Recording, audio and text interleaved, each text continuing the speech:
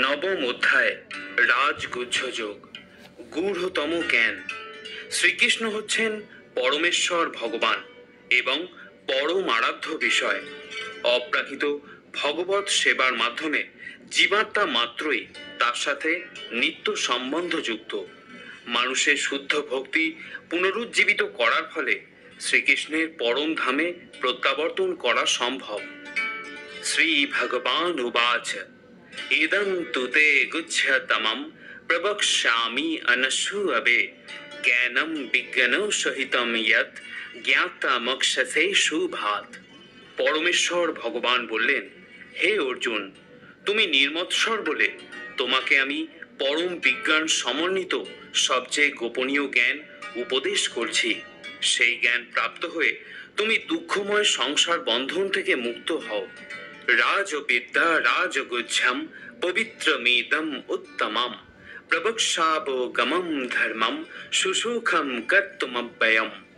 এই জ্ঞান সমস্ত বিদ্যার রাজা, সমস্ত গুহ্য তত্ত্ব থেকেও গুহ্যতর, অতি পবিত্র এবং প্রত্যক্ষ অনুভূতির দ্বারা আত্ম উপলব্ধি প্রদান করে বলে প্রকৃত ধর্ম।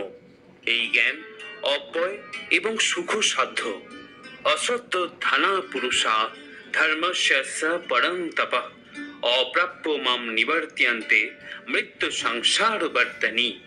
হে পরম তপ, এই ভগবত ভক্তিতে যাদের শ্রদ্ধা উদিত হয়নি তারা আমাকে লাভ করতে পারে না। তাই তারা এই জড়জগতে জন্ম মৃত্যুর পথে ফিরে ফিরে আসে। ময়া তৎমিদম সর্বম জগদ ব্যক্ত মূর্তিনা মতস্থানি সর্বভূতানি না চাহম তেষু অবস্থিতা। অব্যক্ত রূপে আমি সমস্ত জগতে ব্যাপ্ত আছি। সমস্ত জীব আমাতেই অবস্থিত, কিন্তু আমি তাতে অবস্থিত নই। না চ মতস্থানি ভূতানি পশ্য মে যোগম ঐশ্বরম ভূত ভিন্ন চ ভূতস্থ মামাত্মা ভূত ভাবনা। যদিও সবকিছুই আমারই সৃষ্ট, তবুও তারা আমাতে অবস্থিত নয়। আমার যোগৈশ্বর্য দর্শন করো। যদিও আমি সমস্ত জীবের ধারক এবং যদিও আমি সর্বব্যাপ্ত, তবুও আমি এই জড় সৃষ্টির অন্তর্গত নই, কেননা আমি নিজেই সমস্ত সৃষ্টির উৎস। যথা কাশ স্থিত নিত্যম বায়ু সর্বত্র গো মহান তথা সর্বাণি ভূতানি মৎস্থানি তুপধারয়। অবগত হও যে মহান বায়ু যেমন সর্বত্র বিচরণশীল হওয়া সত্ত্বেও সর্বদা আকাশে অবস্থান করে, তেমনি সমস্ত সৃষ্ট জীব আমাতেই অবস্থান করে। সর্বভূতানি কৌন্তেয় প্রকৃতিম জানতি মামিকাম কল্পক্ষয়ে পুনস্তানি কল্পতৌ বিসৃজ্যাম্যহম। হে কৌন্তেয়, কল্পান্তে সমস্ত জড় সৃষ্টি আমারই প্রকৃতিতে প্রবেশ করে এবং পুনরায় কল্পারম্ভে প্রকৃতির দ্বারা আমি তাদের সৃষ্টি করে থাকি। প্রকৃতিম সাম অবষ্টাভ্য বিসৃজ্যামি পুনঃ পুনঃ ভূত গ্রামম ইমম কৃৎস্নম অবসম প্রকৃতে পশাৎ। এই জগৎ আমারই প্রকৃতির অধীন, তা প্রকৃতির বশে অবশ হয়ে আমারই ইচ্ছার দ্বারা পুনঃ পুনঃ সৃষ্ট হয় এবং আমারই ইচ্ছায় অন্তকালে বিনষ্ট হয়। ন চ মম তানি কর্মাণি নিবধ্নন্তি ধনঞ্জয় উদাসীনবৎ আশিনাম শক্তম তেষু কর্মসু। হে ধনঞ্জয়, সেই সমস্ত কর্ম আমাকে আবদ্ধ করতে পারে না। আমি সেই সমস্ত কর্মে অনাসক্ত ও উদাসীনের ন্যায় অবস্থিত থাকি। ময়া অধ্যক্ষেণ প্রকৃতিম সুয়তে সচরাচরম হেতু নানেন কৌন্তেয় জগৎ বিপরিবর্ততে। হে কৌন্তেয়, আমার অধ্যক্ষতার দ্বারা জড়া প্রকৃতি এই চরাচর বিশ্ব সৃষ্টি করে। প্রকৃতির নিয়মে এই জগৎ পুনঃ পুনঃ সৃষ্টি হয় এবং ধ্বংস হয়। অবজানন্তি মাং মূঢ়া মানুষিম তনুম আশ্রিতম পরম ভাবম জানন্ত মম ভূত মহেশ্বরম। আমি যখন মনুষ্য রূপে অবতীর্ণ হই তখন মূর্খেরা আমাকে অবজ্ঞা করে।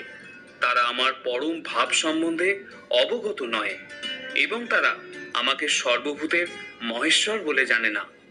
মোঘাসা মোঘ কর্মাণু মোঘ জ্ঞানা বিচেতস রাক্ষসীম আসুরিম চৈব প্রকৃতিম মোহিনীম শ্রিতা।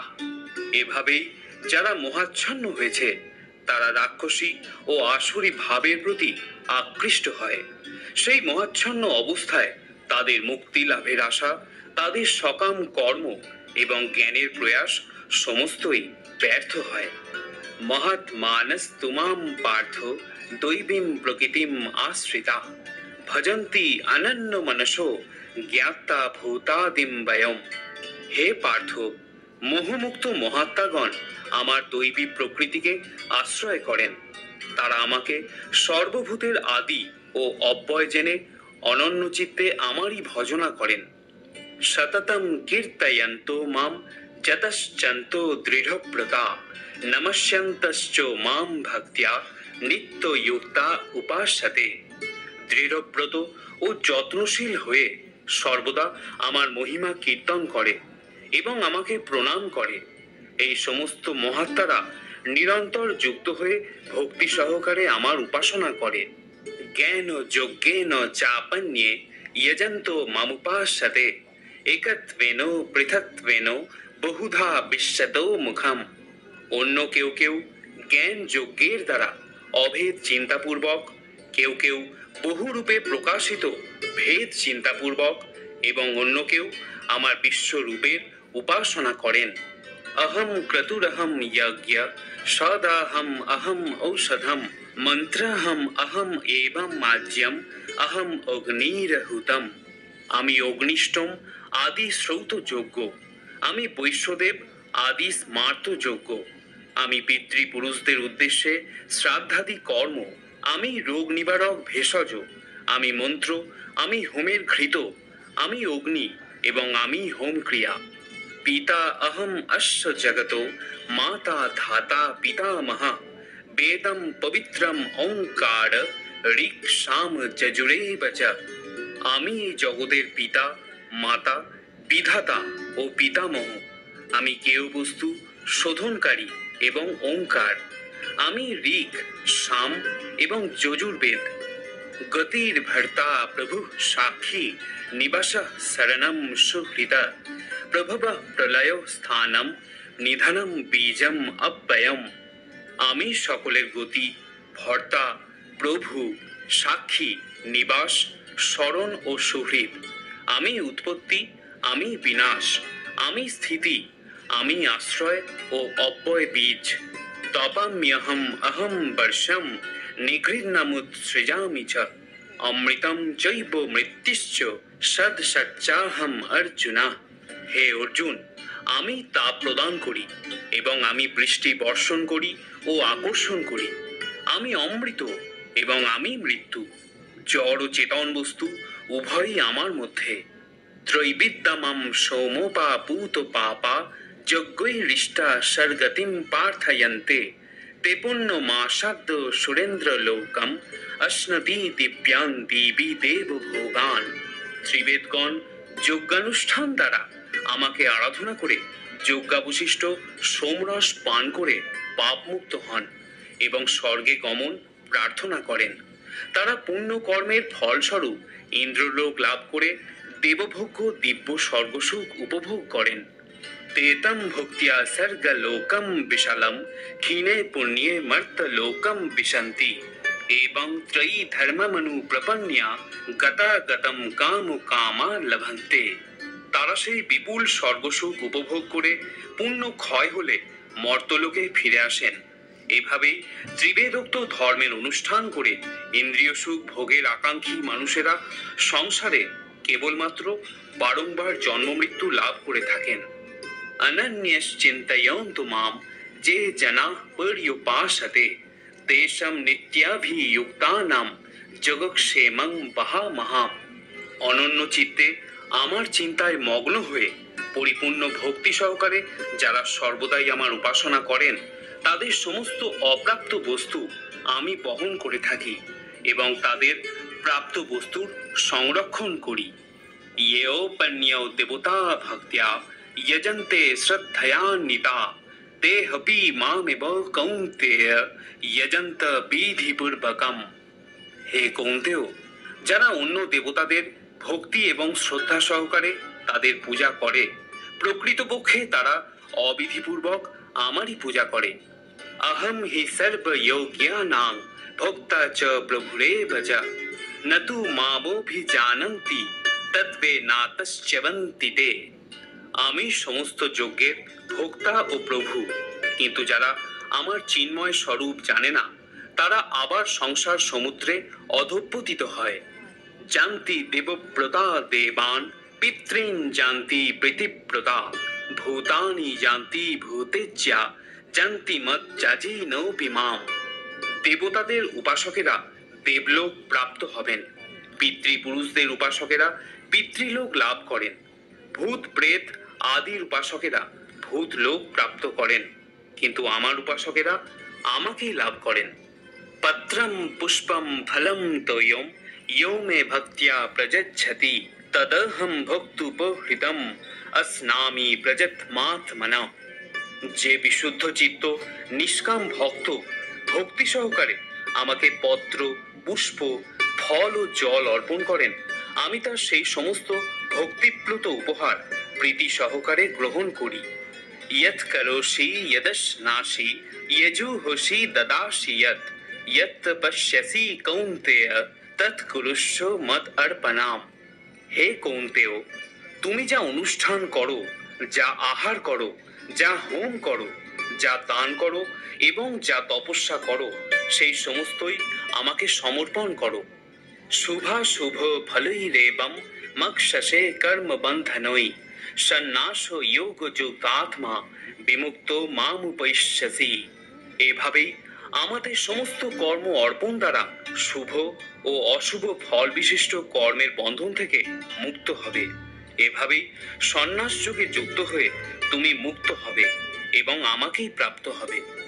সমোহম সর্বভূতেষু ন মে দেশ হস্তি ন প্রিয় যে ভজন্তি তু মাং ভক্তিয়া ময়ি তে তেষু চাপ্যাহম।